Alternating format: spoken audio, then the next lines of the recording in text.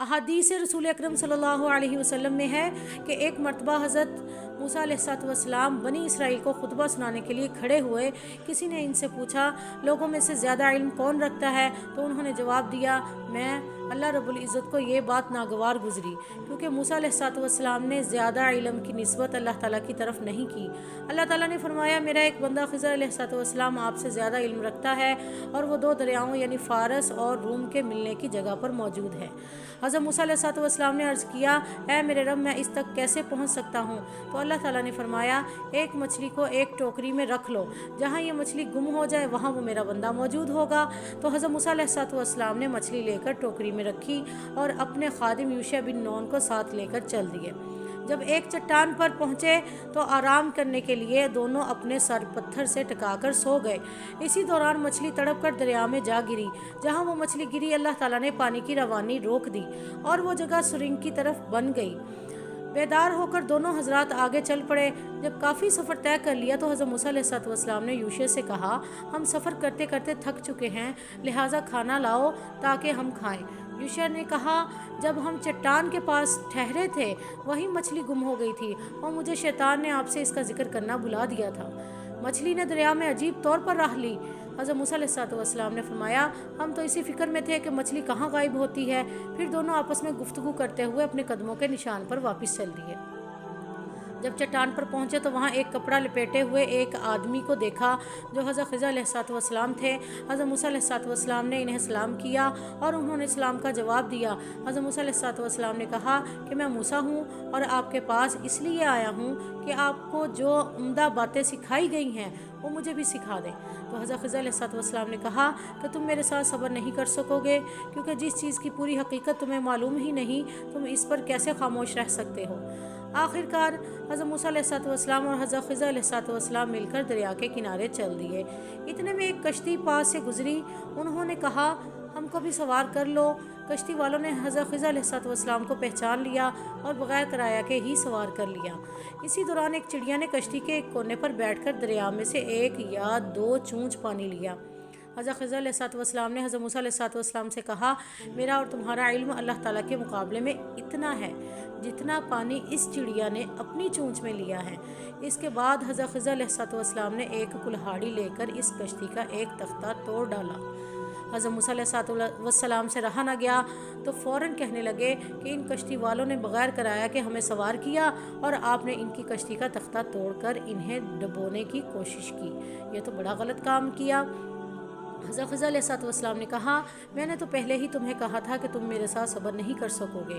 हज़रत मूसा अलैहिस्सलाम ने माज़रत की कि भूल चूक पर मेरी गिरफ्त ना करें और मेरा काम मुश्किल ना बनाएं। फिर जब दरिया से खुश्की पर आए तो रास्ते में एक लड़का देखा जो बच्चों के साथ खेल रहा था। तो हज़रत खिज़र अलैहिस्सलाम ने इसका सर पकड़कर इसे कत्ल कर डाला। हज़रत मूसा अलैहिस्सलाम ने कहा, आपने तो एक नाहक खून बहा दिया, ये तो आपने बहुत ही बुरी हरकत की है।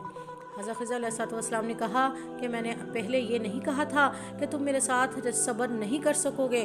तो हज़रत मूसा अलैहिस्सलाम ने कहा, अगर अब मैं कोई सवाल करूं तो आप मेरा साथ छोड़ देना, क्योंकि आपका उज़र माकूल होगा।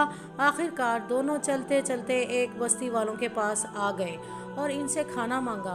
उन्होंने खाना देने से इनकार कर दिया। इत्तेफाक से इसी बस्ती में एक दीवार देखी जो गिरने के करीब थी। हज़रत खिज़र अलैहिस्सलाम ने इसे सीधा कर दिया, यानी वो दीवार दोबारा बना दी। मूसा अलैहिस्सलाम ने कहा, हम इन बस्ती वालों के पास आए तो उन्होंने हमें खाना तक नहीं दिया और आपने बग़ैर किसी मुआवजा के इनकी दीवार दुरुस्त कर दी है। आपको इस पर मजदूरी लेनी चाहिए थी। हज़रत खिज़र अलैहिस्सलाम ने कहा, बस अब मेरे और आपके दरमियान जुदाई का वक्त आ पहुँचा है। अब मैं आपको बताता हूँ इन बातों की हकीकत जिन पर आपसे सब्र नहीं हो सका। वो कश्ती जो मैंने ख़राब की वो 2 यतीम लड़कों की मलकियत थी और बादशाह को नई कश्तियों की ज़रूरत थी। अगर वो कश्ती मैं ना ख़राब करता तो बादशाह इस कश्ती को ले लेता और ये लड़के अपने रोज़गार से महरूम हो जाते। जिस लड़के को मैंने कत्ल किया वो काफिर था, लेकिन इसके वालिदैन मोमिन थे। अगर वो ज़िंदा रहता तो वालिदैन को भी फितना में मुब्तला कर देता। और जो दीवार बनाई इसके नीचे 2 यतीम बच्चों का दफीना था, यानी खजाना दफन था। अल्लाह ताला की मर्ज़ी ये थी कि बड़े होने के बाद इन तक वो दफीना यानी वो ख़जाना पहुंच जाए। ये मेरी वो बातें थीं जिन पर आपसे सब्र नहीं हो सका। یہ بخاری شریف کی حدیث ہے جو حضرت ابی بن کعب رضی اللہ تعالیٰ عنہ سے منقول ہے۔ تو اللہ تعالیٰ نیک آدمی کی اولاد، ان کی اولاد کی اولاد، اس کے خاندان اور اس کے ارد گرد کے خاندانوں کی حفاظت فرماتے ہیں۔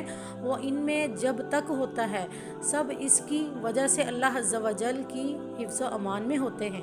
ترمذی کی حدیث ہے یہاں یہ ایک بات واضح کرنے والی ہے کہ جو پیچھے واقعہ میں گزرا ہے کہ حضرت خضر علیہ السلام نے جو 3 کام کیے، ایک تو لڑکے کی کشتی سے تختہ نکال دیا، اور دوسرا ایک بچے کو قتل کر دیا، اور تیسرا دیوار بنا دی جو یتیم بچوں کی تھی۔ تو یہ تمام کے تمام کام انہوں نے وحی الہی سے کیے، یعنی حضرت خضر علیہ السلام نبی تھے، تو نبیوں کے پاس وحی آتی ہے، ان کو الہام نہیں ہوتا، کیونکہ الہام جو ہے وہ شیطان کی طرف سے بھی ہوتا ہے، تو نبیوں کو الہام نہیں ہوتے، ان کے پاس وحی آتی ہے اور وہ وحی کے مطابق ہی کام کرتے ہیں، وحی کے حکم کے مطابق ہی اپنے معاملات سر انجام دیتے ہیں۔ تو حضرت خضر علیہ السلام کو بھی اللہ کا حکم وحی کے ذریعے آیا کہ لڑکے کی کشتی سے تختہ نکال دو، اور آگے 2 معاملات اور تھے، تو انہوں نے حضرت خضر علیہ السلام نے یہ اللہ کے حکم سے کیا۔ امید ہے کہ بات واضح ہو گئی ہوگی۔ وآخر دعوانا ان الحمد للہ رب العالمین۔